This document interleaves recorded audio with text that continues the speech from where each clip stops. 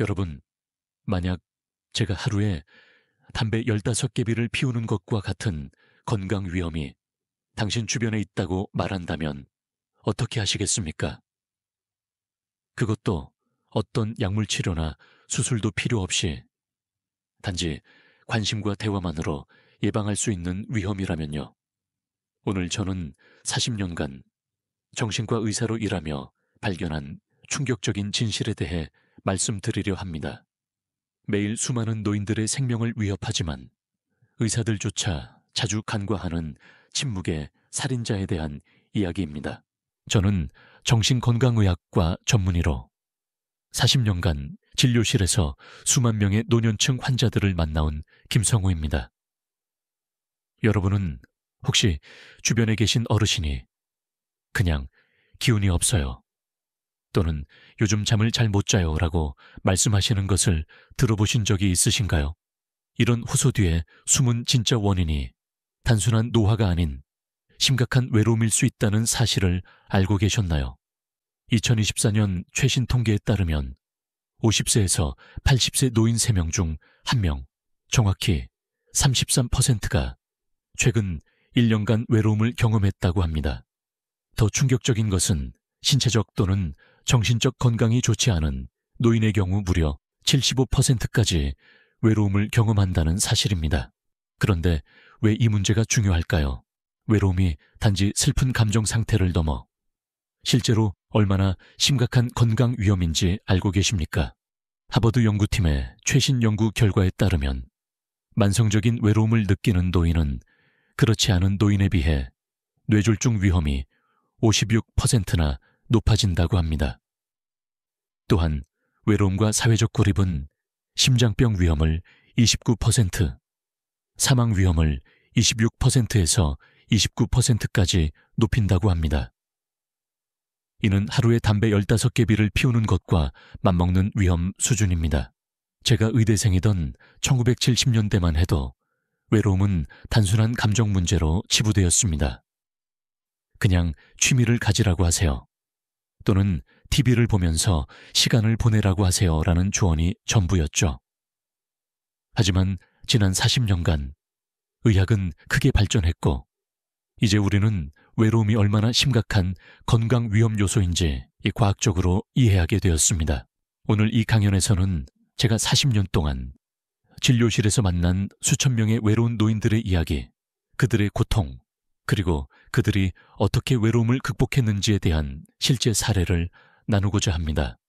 또한 최신 과학 연구를 바탕으로 외로움이 우리 뇌와 신체에 어떻게 영향을 미치는지, 그리고 이를 효과적으로 극복할 수 있는 검증된 방법들을 상세히 살펴보겠습니다.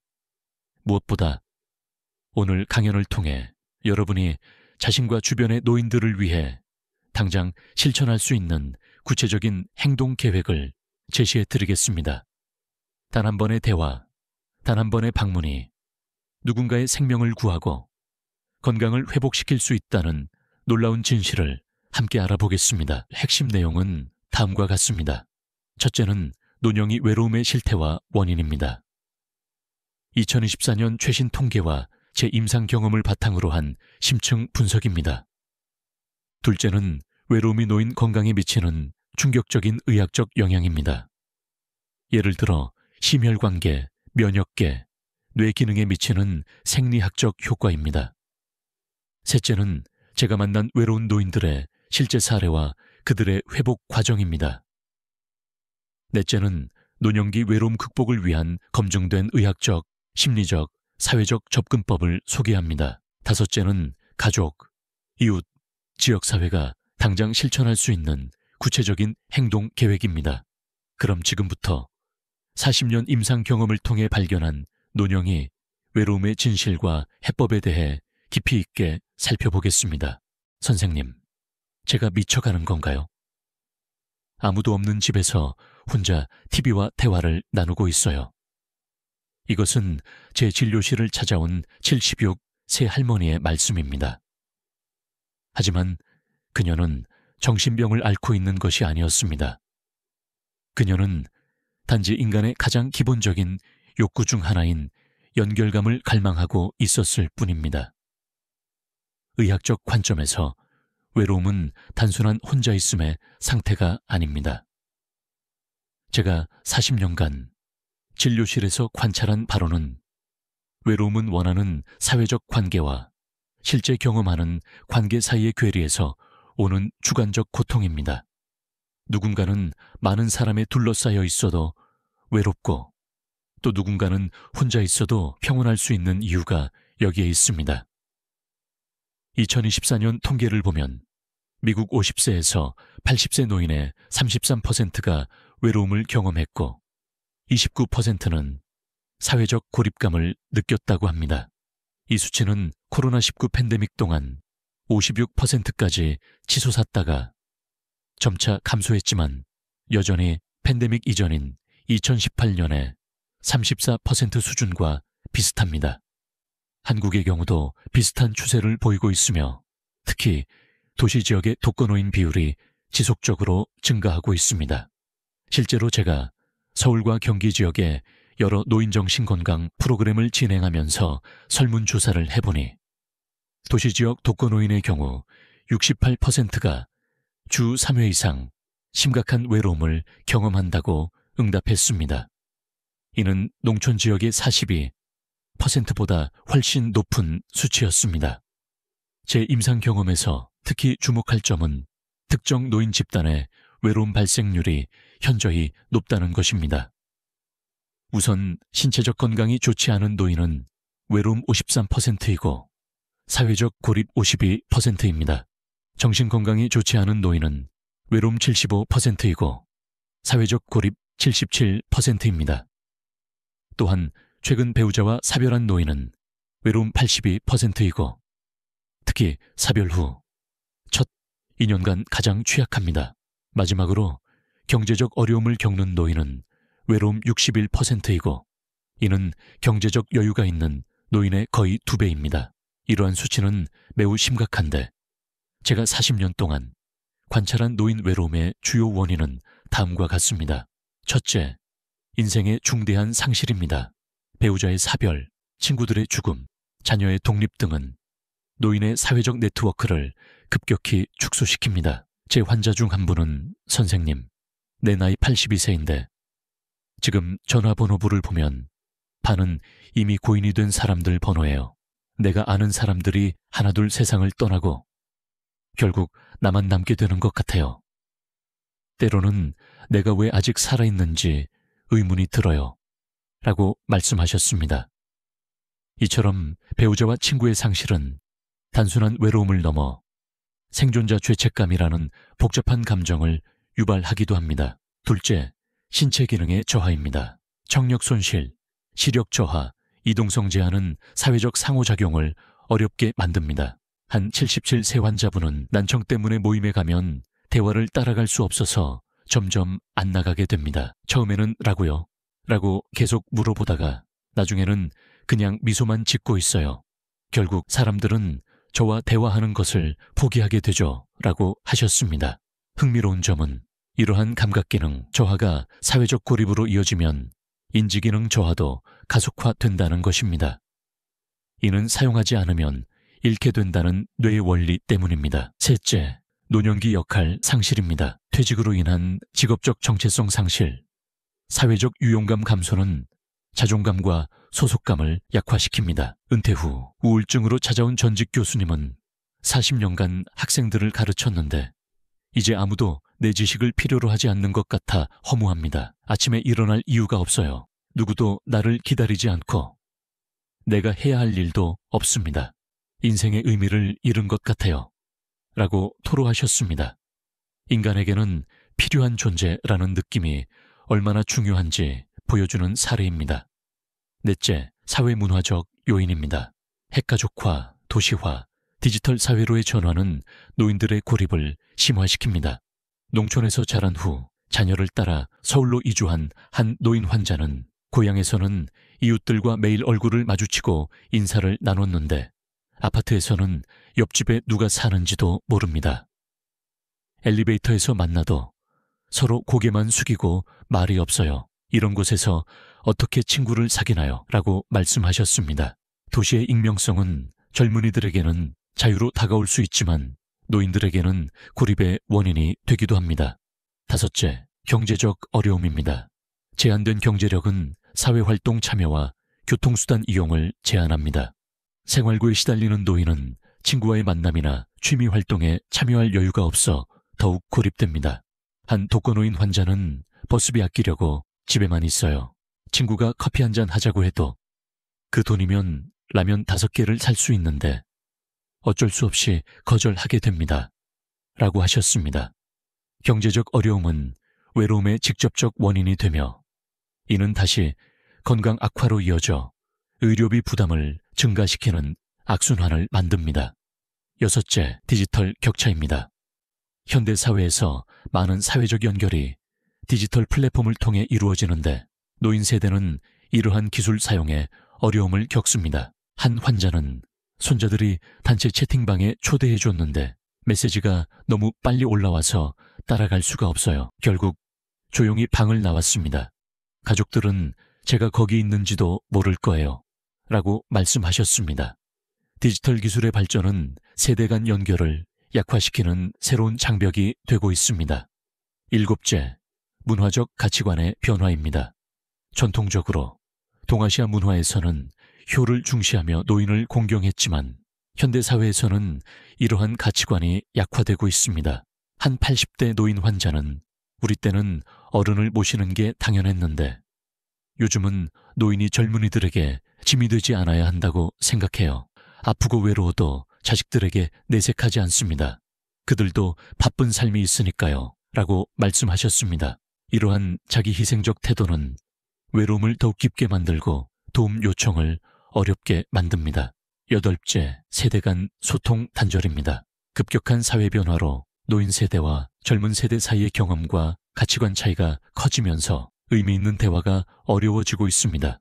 한 노인 환자는 손자와 대화하려고 해도 그 아이가 무슨 말을 하는지 절반도 이해하지 못해요. 게임과 유튜버 이야기를 하는데 제게는 외계어 같아요. 결국 그래, 그렇구나 하고 맞장구만 치게 됩니다. 라고 토로했습니다. 이렇게 실질적인 소통이 없는 관계는 외로움을 해소하지 못합니다. 40년의 임상 경험에서 제가 관찰한 가장 중요한 점은 이러한 원인들이 악순환을 형성한다는 것입니다. 건강이 나빠지면 사회활동이 감소하고 사회활동 감소는 다시 건강 악화와 외로움을 심화시킵니다. 또한 하나의 상실이 연쇄적인 상실로 이어지는 경우가 많습니다. 예를 들어 배우자 상실은 경제적 어려움, 주거 환경 변화, 이웃 관계 단절, 우울증, 신체 건강 악화라는 연쇄적 악순환이 발생합니다. 이 악순환을 초기에 끊는 것이 치료의 핵심입니다. 심리학적 관점에서 보면 노년기 외로움은 단순한 사람 부재의 문제가 아니라 의미 있는 관계의 부재와 자기 가치감의 상실이 복합적으로 작용하는 문제입니다. 따라서 해결책 역시 단순히 누군가를 만나게 하는 것이 아니라 의미 있는 관계를 형성하고 자기 가치를 회복하는 방향으로 접근해야 합니다. 제가 젊은 의사였던 1980년대만 해도 외로움과 신체 질환의 연관성은 명확히 입증되지 않았습니다. 그러나 지난 몇십 년간의 역학 및 생리학적 연구들은 충격적인 결과를 보여주고 있습니다. 2023년 하버드 의대와 미국 심장협회의 공동 연구는 충격적인 결과를 발표했습니다. 만성적인 외로움을 느끼는 노인은 그렇지 않은 노인에 비해 뇌졸중 위험이 56%나 높다는 것입니다. 이는 고혈압이나 당뇨병과 같은 전통적인 위험 요인과 맞먹는 수치입니다. 제 진료실에서 뇌졸중 후 재활 중인 72세 환자는 이렇게 말했습니다. 선생님, 아내가 돌아가신 후 2년 동안 아무도 만나지 않고 집에만 있었어요. 그러다 어느 날 아침 갑자기 쓰러졌습니다. 누구도 찾아오지 않아 24시간이 지나서야 이웃이 발견했죠. 이 환자는 고혈압, 당뇨병 같은 기존 위험 요인은 없었지만 2년간의 심각한 사회적 고립이 있었습니다. 미국 심장학회 저널에 발표된 대규모 메타 분석에서는 더욱 충격적인 결과가 나왔습니다. 외로움과 사회적 고립은 심장병 위험을 29%나 증가시킨다는 것입니다. 제 환자 중 한 분은 배우자와 사별 후 6개월 만에 심근경색으로 응급실에 실려왔습니다. 의학적으로 흥미로운 점은 그분의 혈액검사에서 염증 지표인 CRP 수치가 정상인의 3배였다는 것입니다. 외로움이 만성염증을 유발하고 이것이 심혈관 질환 위험을 높이는 메커니즘이 실제 임상에서 확인된 사례였습니다. 어쩌면 가장 충격적인 것은 사망률 증가입니다.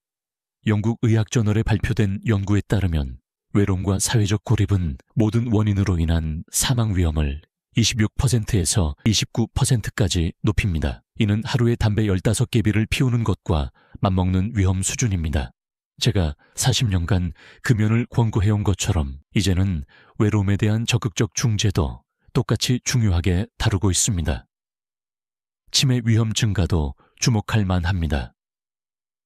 2024년 초 미국 질병통제예방센터의 연구에 따르면 사회적으로 고립된 노인은 치매 위험이 50%까지 증가한다고 합니다. 제 진료실에서는 매주 치매 예방그룹 세션을 진행하는데 10년간의 추적 관찰 결과 규칙적인 사회적 교류를 유지한 노인들이 인지기능을 더 오래 보존하는 경향이 명확했습니다. 특히 주 3회 이상 의미 있는 사회적 교류를 가진 그룹은 그렇지 않은 그룹에 비해 인지기능 저하 속도가 35% 느렸습니다. 그렇다면 이런 충격적인 건강 위험은 어떻게 발생하는 걸까요? 의학적 관점에서 외로움이 건강에 영향을 미치는 생리학적 경로를 설명해 드리겠습니다. 40년간의 임상 경험과 최신 연구를 토대로 제가 관찰한 5가지 주요 메커니즘입니다. 첫째, 스트레스 반응 체계의 과활성화입니다. 우리 몸은 외로움을 생존에 대한 위협으로 인식합니다. 진화적 관점에서 볼 때 집단에서 고립된 인간은 포식자에게 취약했기 때문입니다. 따라서 외로움은 시상하부, 뇌하수체, 부 신축을 활성화시켜 코르티솔과 아드레날린 같은 스트레스 호르몬 분비를 증가시킵니다.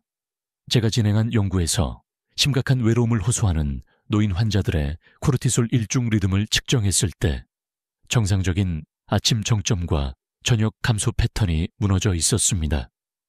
이런 지속적인 코르티솔 노출은 면역기능 저하, 혈압 상승, 인슐린 저항성 증가, 그리고 심지어 뇌해마 위축까지 초래할 수 있습니다. 둘째, 만성염증의 증가입니다. 외로운 노인의 혈액검사에서는 종종 염증 지표가 상승해 있습니다. 이는 노화 관련 염증을 더욱 악화시킵니다. 한 예로 최근 제 진료실에 오신 78, 새 독거노인 환자의 CRP 수치는 정상인의 3.7배였습니다. 어떤 감염이나 자가면역 질환도 없었음에도 불구하고요.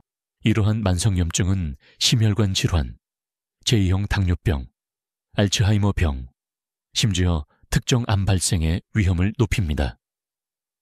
셋째, 면역 기능의 약화입니다. 외국 대학 연구진은 외로운 노인들의 백혈구에서 항바이러스 유전자 발현이 감소하고 염증 유전자 발현이 증가한다는 사실을 발견했습니다. 이로 인해 외로운 노인은 감기, 독감, 코로나19와 같은 바이러스 감염에 더 취약해집니다. 또한 백신 효과도 감소하는 경향이 있어 동일한 독감 백신을 맞아도 항체 생성이 적다는 연구 결과도 있습니다.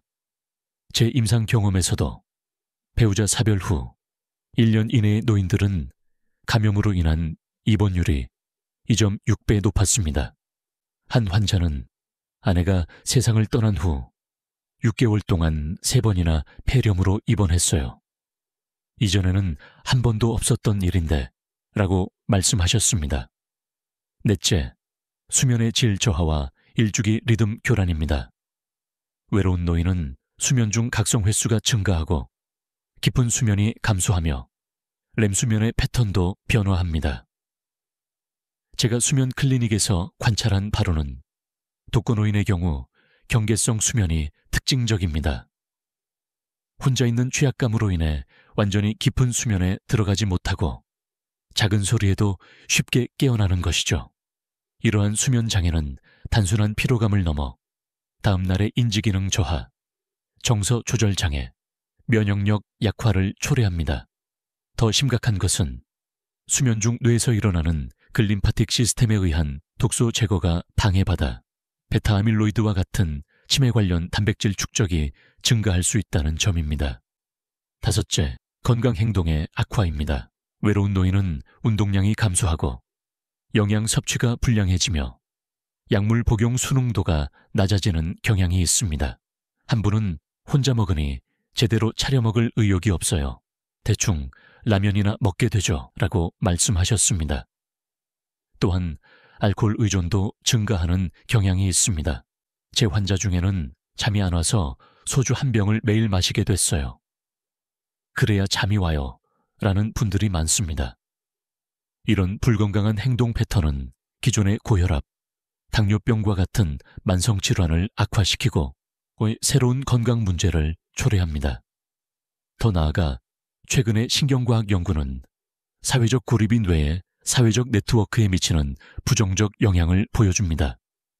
fMRI 연구에 따르면 장기간 사회적으로 고립된 노인들은 사회적 인지와 관련된 뇌 영역의 활성도와 연결성이 감소하는 것으로 나타났습니다.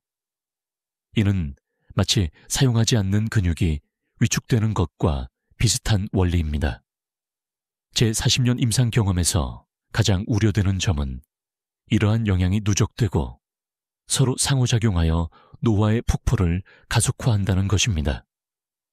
외로움으로 인한 초기 건강 문제는 사회적 참여를 더욱 어렵게 만들어 외로움을 심화시키는 악순환을 형성합니다. 이 악순환을 조기에 인식하고 중지하는 것이 핵심입니다. 하지만 가장 우려되는 것은 외로움이 뇌에 미치는 영향입니다. 외로움은 실제로 뇌를 변화시킵니다. 2024년 초 발표된 연구에서는 만성적 외로움이 지속된 노인의 뇌 영상에서 전두엽 피질의 두께가 감소하고 해마의 부피가 줄어든 것을 확인했습니다. 이는 인지기능과 기억력에 직접적인 영향을 미치는 변화입니다. 제 환자 중 한 분은 이렇게 말씀하셨습니다. 선생님, 혼자 살면서부터 머리가 더 나빠진 것 같아요. 아무도 대화를 안 하니까 점점 말도 어눌해지고 생각도 느려지는 게 느껴져요. 이는 단순한 느낌이 아닙니다. 실제로 사회적 상호작용은 뇌에 지속적인 자극을 제공하여 인지적 예비력을 유지하는 데 중요한 역할을 합니다. 결론적으로 외로움은 단순한 감정 상태가 아니라 전신에 영향을 미치는 심각한 건강 위험 요소입니다. 금연, 식이 조절, 운동과 마찬가지로 외로움 해소와 사회적 연결 증진 역시 중요한 건강관리 전략으로 간주되어야 합니다. 지금까지 외로움의 심각한 건강 위험에 대해 과학적 데이터를 중심으로 말씀드렸습니다. 하지만 수치와 통계만으로는 외로움의 실제 모습을 완전히 전달할 수 없습니다. 저는 40년간의 임상 경험 동안 수만 명의 외로운 노인들을 만났고 그들의 이야기는 어떤 연구 결과보다 더 강력하게 외로움의 영향을 보여줍니다. 물론 환자의 신원을 보호하기 위해 세부 사항은 변경했음을 말씀드립니다. 하지만 이 이야기들은 모두 실제 제 진료실에서 만난 환자들의 경험에 기반합니다. 78 세박 할머니는 남편과 사별한 지 5년 된 독거노인이었습니다. 처음 저를 찾아왔을 때 그녀는 심한 불면증과 식욕 부진으로 칠 킬로그램의 체중 감소가 있었습니다. 내과 검사에서는 특별한 이상이 없어 정신과로 의뢰되었습니다. 상담 중 그녀는 이렇게 말했습니다. 선생님, 하루 종일 누구와도 대화하지 않아요. 일주일에 슈퍼마켓 점원과 이것 주세요. 말하는 게 전부일 때가 있어요. 40년간의 임상 경험과 최신 연구를 바탕으로 저는 노년기 외로움 극복을 위한 여러 효과적인 방법들을 환자들에게 권고해 왔습니다. 이 접근법들은 단순히 이론적인 것이 아니라 실제 임상 현장에서 검증된 방법들입니다. 첫째, 지역 커뮤니티 자원의 활용입니다. 미국에는 10,000개 이상의 시니어 센터가 있으며 매일 약 100만 명의 노인들이 이곳에서 활동하고 있습니다. 한국도 3,500여 개의 노인복지관이 운영 중이죠. 제 환자 중 한 분은 복지관 프로그램 참여 후 마치 제2의 인생을 얻은 것 같다고 표현하셨습니다. 의학적 관점에서 이러한 센터의 가치는 단순한 오락을 넘어섭니다. 정기적인 사회적 상호작용은 코르티솔 수치를 감소시키고 옥시토신과 같은 사회적 유대감 호르몬을 증가시킵니다. 또한 규칙적인 일정은 서카디안 리듬을 안정화시켜 수면의 질을 개선합니다. 의학적 관점에서 이러한 센터의 가치는 단순한 오락을 넘어섭니다. 정기적인 사회적 상호작용은 코르티솔 수치를 감소시키고 옥시토신과 같은 사회적 유대감 호르몬을 증가시킵니다. 또한 규칙적인 일정은 서카디안 리듬을 안정화시켜 수면의 질을 개선합니다. 둘째, 가족 및 이웃과의 정기적 연락입니다. 주 1회 이상의 전화나 방문은 노인의 외로움 감소에 유의미한 차이를 만듭니다. 제 진료실에서는 독거노인 환자들에게 연락 일정표를 만들어 규칙적인 소통을 장려합니다. 한 환자분은 화요일은 딸과 목요일은 아들과 주말은 손자들과 통화하는 일정이 생기니 기다림이 있어 좋아요 라고 말씀하셨습니다. 셋째, 목적 있는 활동 참여입니다. 봉사활동, 멘토링, 취미, 동호회 등은 단순한 시간 보내기가 아닌 의미와 소속감을 제공합니다. 신경과학적으로 이타적 행동은 뇌의 보상 체계를 활성화시켜 도파민을 분비하고 우울증 증상을 완화합니다. 은퇴교사였던 환자 한 분은 지역 아동센터에서 주 2회 학습, 멘토링을 시작한 후 아이들이 나를 필요로 한다는 느낌이 삶의 의미를 되찾게 해주었다고 보고했습니다. 넷째, 디지털 소통 도구의 활용입니다. 스마트폰, 태블릿을 통한 영상통화, SNS, 온라인 커뮤니티 참여는 이동성이 제한된 노인에게 특히 유용합니다. 제 진료실에서는 75세 이상 환자에게도 디지털 기기 사용 교육을 적극 권장합니다. 초기에는 거부감을 보이던 환자들도 손자녀와의 영상통화를 경험한 후에는 놀라운 의욕을 보이곤 합니다. 다섯째, 전문적 심리, 치료적 접근입니다. 인지행동치료는 외로움과 관련된 부정적 사고 패턴을 개선하는 데 효과적입니다.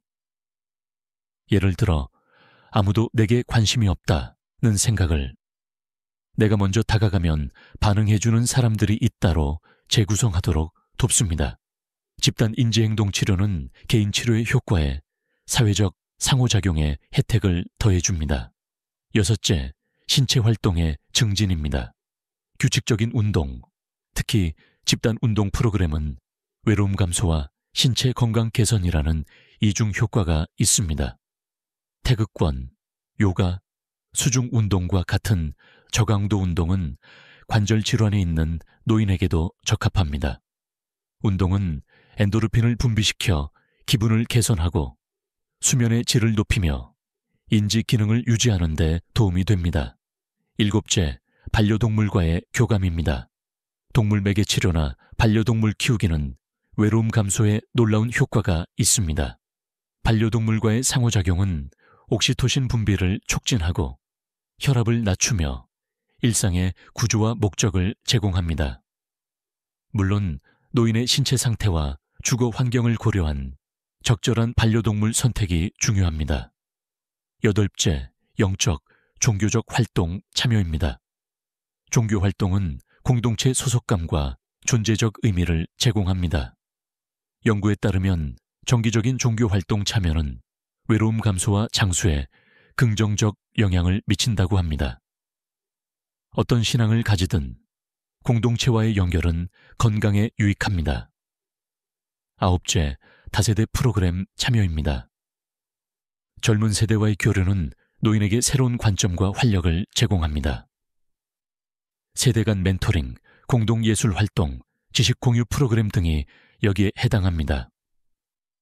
한 연구에서는 이러한 다세대 프로그램이 노인의 외로움을 감소시키고 젊은이들의 노인에 대한 인식도 개선한다는 결과를 보고했습니다.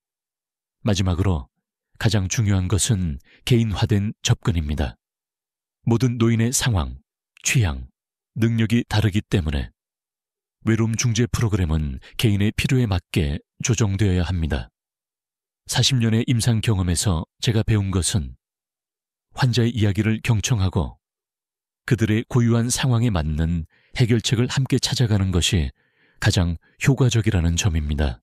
오늘 저는 40년간의 정신과 의사로서의 경험과 최신 연구를 바탕으로 노년기 외로움의 심각성과 그 해결책에 대해 말씀드렸습니다.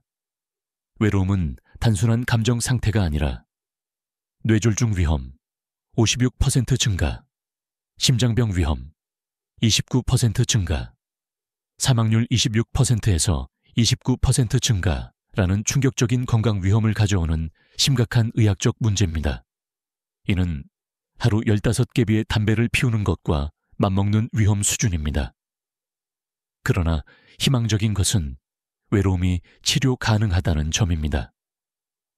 지역사회 참여, 가족과의 정기적 연락, 목적 있는 활동, 디지털 소통, 전문적 치료 접근, 신체 활동, 반려동물 교감 등 다양한 방법들이 효과적임이 입증되었습니다.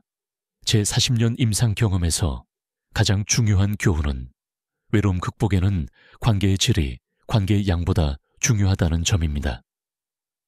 의미 있는 소수의 관계가 피상적인 다수의 관계보다 건강에 더 유익합니다. 여러분께 지금 당장 실천할 수 있는 몇 가지 제안을 드리고 싶습니다. 첫째, 주변의 노인에게 정기적으로 연락하세요.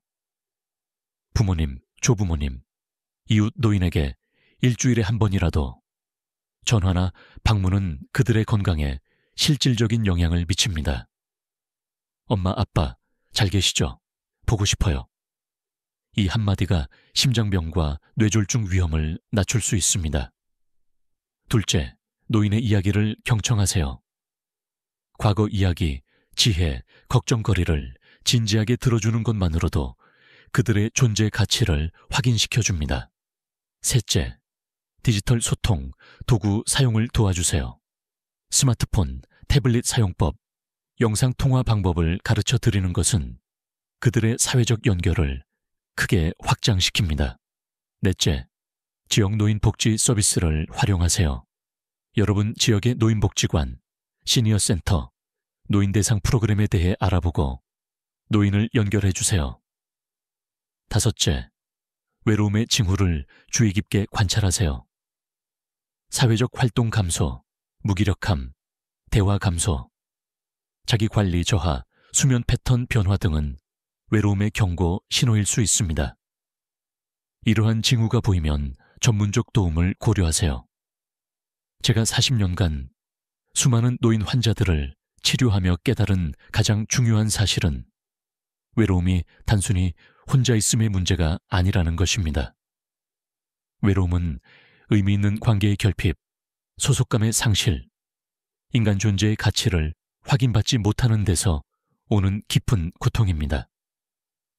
인간은 본질적으로 사회적 존재입니다. 우리의 뇌는 사회적 연결을 위해 진화했고 그것이 없을 때 우리 몸은 위험 신호를 보내며 반응합니다. 이것이 외로움이 단순한 감정이 아니라 생존과 직결된 경고 신호인 이유입니다. 의학의 발전으로 우리는 이제 수명 연장에 성공했지만 그 연장된 삶이 의미와 연결로 가득 차 있는지는 또 다른 문제입니다. 진정한 의료의 목표는 단순한 수명 연장이 아니라 건강하고 의미 있는 삶의 질 향상이어야 합니다. 외로움 문제는 의학적 접근만으로는 해결할 수 없습니다. 이는 우리 사회 전체가 고령화 시대에 어떻게 노인의 존엄과 통합을 보장할 것인지에 대한 근본적인 질문을 던집니다. 의사로서, 과학자로서, 그리고 인간으로서 저는 이 문제에 더 많은 관심과 자원이 투입되어야 한다고 믿습니다. 오늘 제 강연이 여러분에게 노령의 외로움에 대한 인식을 높이고 주변의 노인들에게 더 관심을 기울이는 계기가 되었기를 바랍니다. 우리 모두의 작은 관심과 행동이 누군가의 삶을 변화시킬 수 있습니다. 그리고 언젠가 우리 모두는 노인이 된다는 것을 기억하세요. 우리가 지금 만드는 사회는 미래의 우리 자신을 위한 것이기도 합니다. 감사합니다.